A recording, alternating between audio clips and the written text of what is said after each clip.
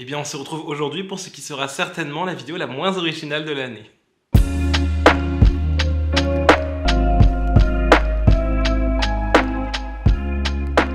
Et salut tout le monde, j'espère que vous allez bien. Alors avant toute chose, eh bien, je vous souhaite une très bonne et heureuse année 2022.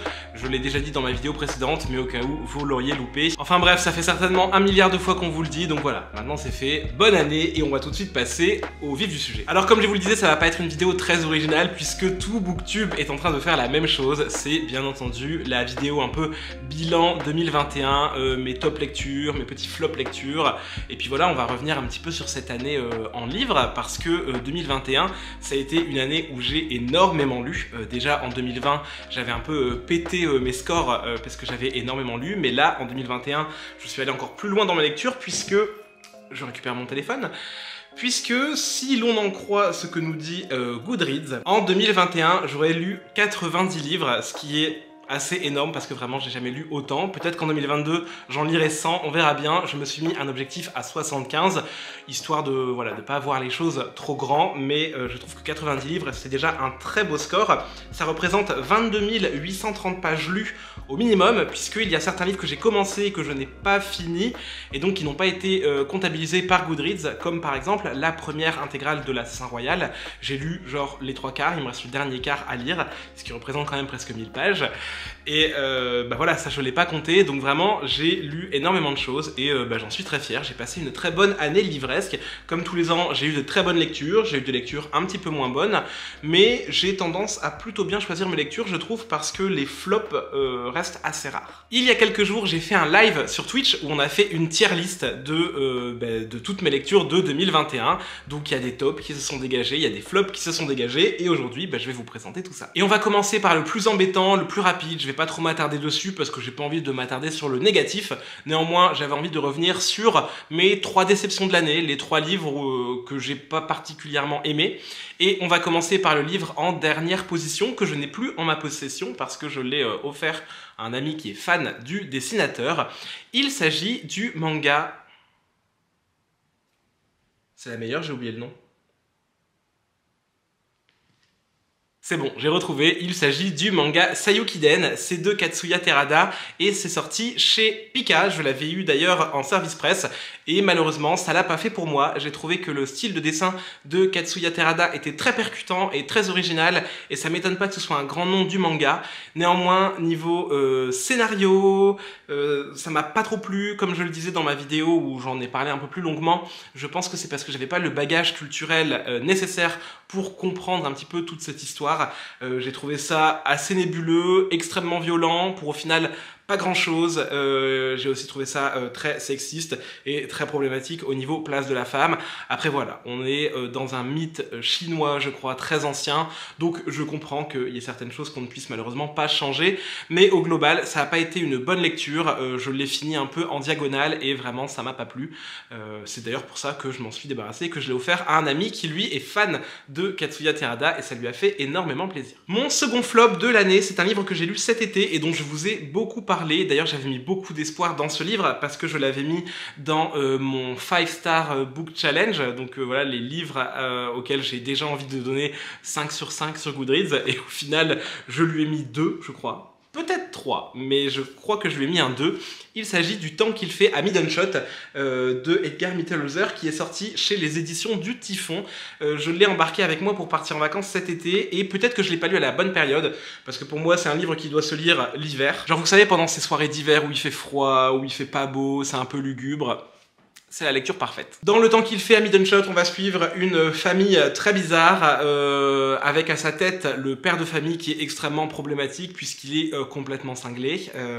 Il est fan d'histoires sordides et macabres et il arrête pas de menacer sa femme et sa fille. Enfin non, pas sa femme parce qu'il est persuadé que sa femme est morte et donc il lui parle par l'intermédiaire genre de cérémonie un petit peu de spiritisme alors que sa femme vit bien dans la maison avec eux. Et un jour, il y a un tueur en série qui va débarquer dans le village où ils vivent, donc Middenshot, et le père de famille va être fasciné un peu de manière assez macabre par ce tueur en série. Il va tout faire un peu pour le rencontrer, pour se rapprocher de lui. Enfin bref, c'est une lecture malsaine, malaisante, macabre, violente, aussi bien physiquement que verbalement. D'ailleurs, surtout verbalement et psychologiquement, je pense.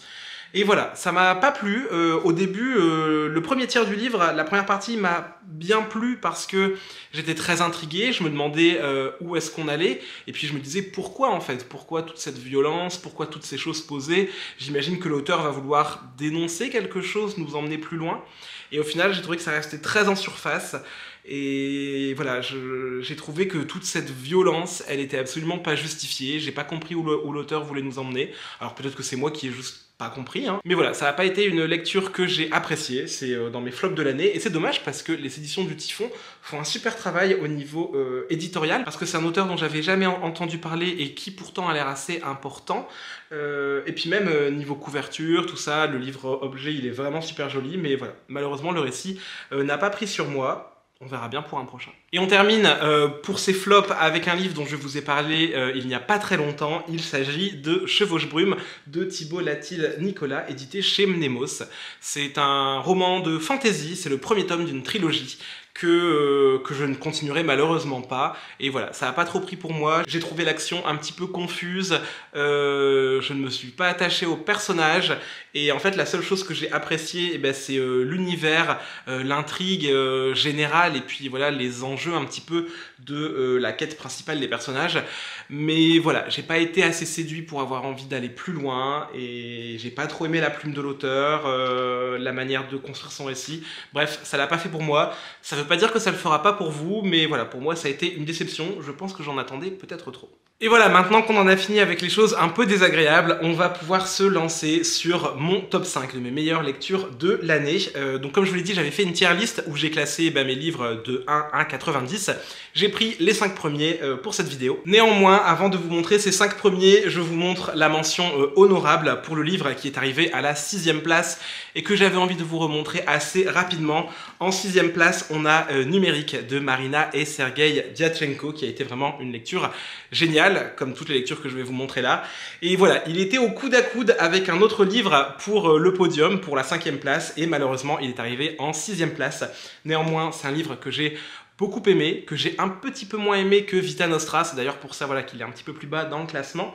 Mais voilà, ça a été une belle aventure. Et pour tout vous dire, j'ai vraiment très hâte que le 3e tome de la saga des Métamorphoses sorte. Il me semble que c'est prévu pour le mois de mai 2022, et vraiment, j'ai beaucoup trop hâte. Allez, et là on se lance pour de vrai. On commence avec le livre qui est arrivé en 5e position. Il s'agit de Jeunesse de la Cité de N.K. Jemisin. C'est paru chez J'ai lu dans leur collection Nouveau Millénaire, et vraiment ça a été une lecture absolument fantastique, bien que parfois assez étrange. Néanmoins, j'ai beaucoup aimé. J'en ai fait une vidéo dédiée sur ma chaîne. Mais Jeunesse de la Cité, c'est un livre, c'est un tome 1, ça sera une trilogie qui s'intitule Mégapole. Et dans Jeunesse de la Cité, on va suivre la ville de New York qui va se personnifier, qui va s'incarner même dans 5 habitants de cette ville. 5 habitants pour les 5 quartiers qui définissent un petit peu cette ville, qui est une des mégapoles les plus grandes au monde, je crois. Et on va découvrir que toutes les grandes villes du monde s'incarnent comme ça par le biais de leurs habitants. Elles s'incarnent pour leur survie, pour leur protection, et principalement pour lutter contre une entité qui viendrait d'une dimension parallèle, un peu étrange, et qui est là pour les corrompre. N.K. Jemisin, comme à son habitude, dénonce avec vraiment talent et brio, et avec une plume qui la caractérise, toutes les choses qui sont problématiques, que ce soit à New York ou au final dans le monde entier. Elle parle de cause sociale, elle parle de ségrégation, elle parle du racisme inhérent à la police. Elle parle vraiment de plein de sujets, et j'ai trouvé que c'était extrêmement bien fait, c'est très prenant, je me suis beaucoup attaché au personnage, et vraiment j'ai très hâte que le second tome sorte. Aussi, ce livre, c'est une véritable déclaration d'amour à la ville de New York, et ça m'a permis de découvrir cette ville que je connais au final assez peu. Je la connais principalement grâce au cinéma et à l'imaginaire collectif qu'on a tous de cette ville, mais je n'y suis jamais allé, et clairement ça m'a donné extrêmement envie d'aller visiter cette ville. D'ailleurs, c'est prévu, si le corona ne chamboule pas tous nos plans, je devrais y aller pour le mois de mai. On verra bien. Bref, Jeunesse de la Cité, c'est une petite pépite que je vous recommande très chaudement. C'est extrêmement bien fait, je vous le recommande. À la 4e place, on trouve un livre qui m'a fait extrêmement pleurer et qui m'a beaucoup touché. Il s'agit de Ressac de Digli. C'est paru aux éditions La Ville Brûle, et ça a été une petite pépite de douceur et d'émotion que j'ai lu au début du mois de mai et vraiment ça m'a énormément touché. J'ai reçu mon exemplaire d'ailleurs de la part de Digli qui m'avait fait une petite dédicace à l'intérieur, ce qui m'a encore plus touché quand je l'ai reçu. Ressac, c'est un genre de journal intime qu'a écrit Digli. C'est une ode à la solitude. Dans ce récit, en fait, Digli, elle va nous raconter la retraite qu'elle a décidé de faire en Bretagne suite à plein de choses qui l'ont un peu troublée et qui ont un peu chamboulé sa vie. Voilà, des choses très personnelles qui sont inhérentes à sa famille, à sa vie de femme. Et voilà, il y a eu comme un trop-plein dans sa vie et elle a décidé qu'elle avait besoin de s'éloigner, de prendre le large et puis de prendre du temps pour elle seule. Et elle va donc partir dans une abbaye sur la côte bretonne et voilà, elle va se retrouver face à elle-même et face à la mer et elle va vivre une semaine assez incroyable où elle va prendre du temps et du recul sur sa vie. Et voilà, elle va nous partager tout ça dans un récit qui fait 156 pages et qui m'a vraiment beaucoup touché. J'ai adoré ce livre. C'est une petite pépette. C'est une petite pépite que je vous recommande aussi très chaudement. Et voilà, j'ai rien d'autre à dire, mis à part que c'était excellent. Et on arrive au top 3. Alors vous le savez, vous le sentez, il peut pas y avoir un top sans lui. Effectivement, dans mon top 3, il y a du Brandon Sanderson qui arrive donc à la 3e place avec Le Livre des Radieux, partie 2, qui est donc la partie 2 du second tome des Archives de Rochard. Et voilà, tous les ans, je vous parle de cette saga parce que tous les ans, il y a un tome dans mon top. Mais écoutez, ce tome 2, partie 2, c'est vraiment le livre le plus dingue que j'ai jamais lu en fantasy de toute ma vie. On a vraiment un final, un dernier tiers absolument dantesque où il se passe des choses incroyables, où les personnages prennent une dimension tout autre, où Sanderson nous emmène encore plus loin dans son univers, dans sa mythologie. Vraiment, c'est un coup de théâtre et j'ai juste adoré ce tome-là. Peu après l'avoir lu, j'ai lu Justicière partie 1, donc le tome 3 partie 1, que j'ai beaucoup aimé, mais voilà, qui ne valait pas ce final absolument dingue de tome 2 et vraiment j'ai très hâte de lire le tome 3 partie 2, donc Justicière partie 2, parce que pas mal de personnes m'ont dit que c'était encore plus fou. Je ne sais pas comment c'est possible de faire plus fou que ce final-là, mais écoutez, j'ai très confiance en Brandon Sanderson et on verra bien ce que ça donne. Toujours est-il que si vous n'avez toujours pas commencé les Archives de Rochard, ou si vous avez juste lu le tome 1 partie 1 et que vous vous êtes dit « Ouais, c'est bien, mais je sais pas si je vais continuer », vraiment, faites-moi confiance. Faites confiance à tout Booktube, parce que j'ai l'impression que tout Booktube recommande Sanderson et en particulier Rochard. Et juste, prenez le temps de vous lancer, prenez le temps de continuer, ça en vaut vraiment la peine. Et on arrive au top 2 qui est vraiment au coude à coude. Ces deux livres que j'ai eu vraiment énormément de mal à départager.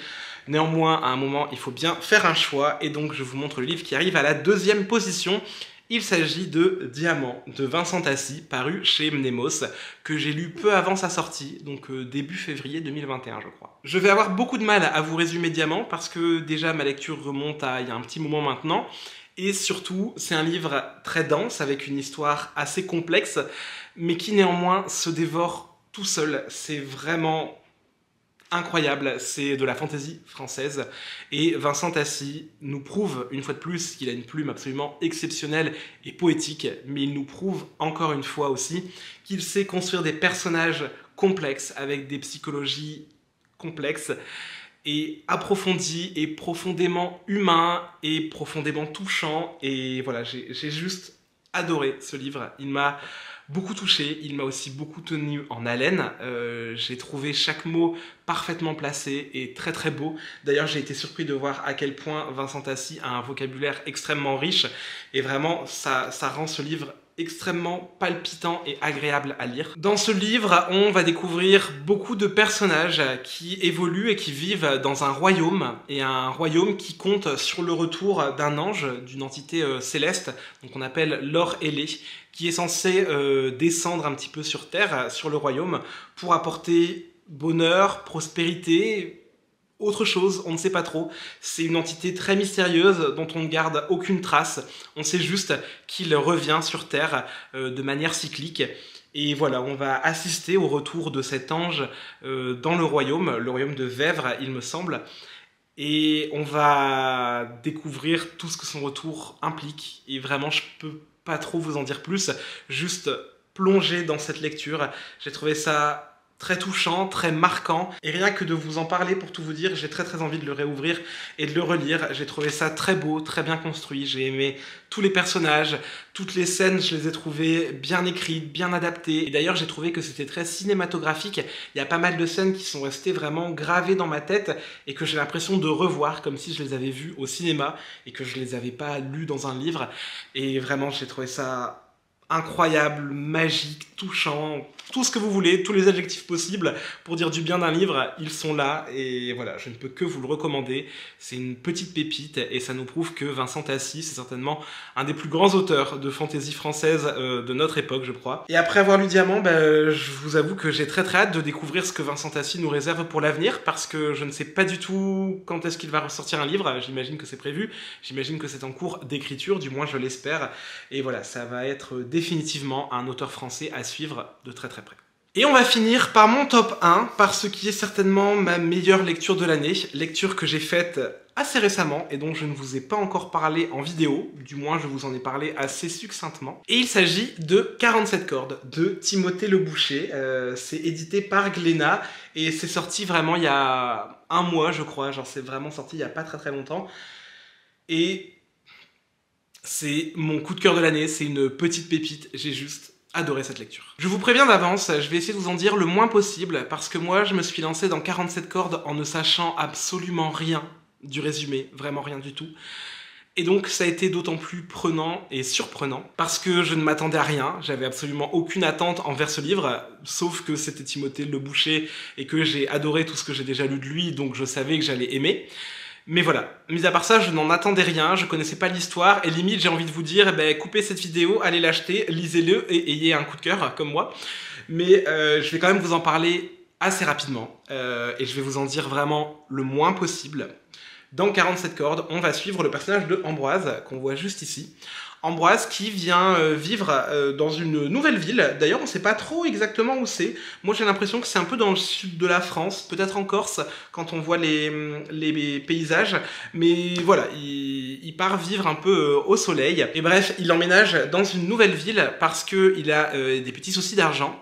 Et on lui propose de rejoindre un orchestre parce que Ambroise est harpiste et donc il va rejoindre l'orchestre de cette ville pour jouer de la harpe et gagner son pain. S'il vient vivre dans cette ville, c'est aussi parce que sa sœur y vit, donc c'est un petit peu plus simple, ça lui fait un petit point d'ancrage et lorsqu'il va arriver dans cette ville, il va commencer par cohabiter avec sa sœur et à faire un peu de la colocation. Sauf que la vie d'Ambroise, elle va être assez perturbée à son insu, puisque une métamorphe, une entité un petit peu magique que l'on voit ici sur la couverture, va se prendre de passion pour lui. Elle va faire une fixette sur Ambroise, et cette métamorphe, comme son nom l'indique, eh bien, elle a le pouvoir de changer d'apparence à volonté. Et en fait, elle va s'incruster dans la vie d'Ambroise par le biais de diverses personnalités qu'elle va créer, et par le biais de diverses enveloppes physiques qu'elle va créer, et elle va prendre de plus en plus de place dans sa vie sociale. Et nous, en tant que lecteurs, on va se dire « Mais pourquoi ? Pourquoi est-ce qu'elle est obsédée par Ambroise ? Pourquoi est-ce qu'elle veut aller si loin avec lui ? Pourquoi est-ce qu'elle a vraiment la main mise comme ça sur sa vie sociale ? Et pourquoi est-ce qu'elle veut développer une emprise aussi forte sur lui ? » Je vous laisse le soin de le découvrir, je vous laisse découvrir cette histoire, mais personnellement, j'ai été complètement envoûté du début à la fin, et j'ai adoré ce livre. Et si je le classe en top 1 de mes meilleures lectures de l'année, c'est parce que, alors, ça a été assez différent parce que ici le livre, c'est un roman graphique, donc ça se lit un petit peu plus vite, mais j'ai ressenti le même attachement que j'ai pu ressentir à Sacha dans Vita Nostra. C'est-à-dire que Ambroise, je me suis beaucoup projeté en lui. J'ai eu vraiment cette sensation d'être une éponge devant le livre, parce que toutes les émotions qu'il pouvait ressentir, j'avais l'impression de les ressentir aussi quand je lisais ce récit. Et je sais pas, j'ai été moi aussi envoûté par ce livre, et à chaque fois que je le reposais, j'arrêtais pas d'y repenser, parce que je l'ai lu en 2 fois. 3 fois je crois, et donc à chaque fois que je le lisais et que je devais le reposer, je sais pas, pour aller dormir, pour préparer à manger ou pour aller bosser, et ben il me restait en tête jusqu'à ce que je puisse m'y replonger à nouveau. Et voilà, j'ai été totalement envoûté par ce livre, et le seul défaut que je peux lui trouver, eh bien, c'est d'être en 2 parties, parce que là c'est la partie 1, et la partie 2 n'est pas encore sortie. J'espère qu'elle va vite sortir pour 2022, parce que sinon je vais complètement péter un plomb, mais j'ai très hâte de lire la seconde partie. J'espère de tout cœur qu'elle sera à la hauteur de la première, et qu'elle me touchera autant que cette première partie, parce que j'ai trouvé que c'était vraiment dingue. Je vais pas vous en dire plus parce que comme je vous l'ai dit, j'ai envie que vous découvriez tout ça tout seul, mais vraiment, je vous le conseille très fort, c'est ma meilleure lecture de l'année. Bon, et bien, on arrive donc à la fin de cette vidéo Top Flop 2021, j'espère que ça vous aura plu, j'espère que vous aussi vous avez fait des bonnes lectures en 2021, et j'espère surtout que vous ferez des très bonnes lectures pour 2022. D'ailleurs, de mon côté, j'ai commencé à faire une petite liste des livres que je voulais absolument découvrir en 2022. Donc je vous partagerai ça très bientôt dans une prochaine vidéo. Et d'ailleurs, je pense que pour 2022, un de mes défis, ça va être certainement d'acheter un petit peu moins de livres, même si je vais continuer de faire de nouvelles acquisitions parce que j'aime bien acheter des livres. Mais clairement, en 2021, j'ai acheté énormément de nouveautés. J'ai vraiment fait grossir ma palle de manière significative. Et donc j'aimerais bien voilà, prendre le temps de lire tout ce que j'ai déjà. Et vraiment, j'ai beaucoup de livres qui me font très envie pour cette année. Et j'ai très hâte de les lire. Et j'ai encore plus hâte de vous en parler. Sur ce, moi, je vais vous laisser. Comme d'habitude, je vous souhaite de très belles lectures. Prenez bien soin de vous. Et on se retrouve très bientôt dans une prochaine vidéo. Ciao.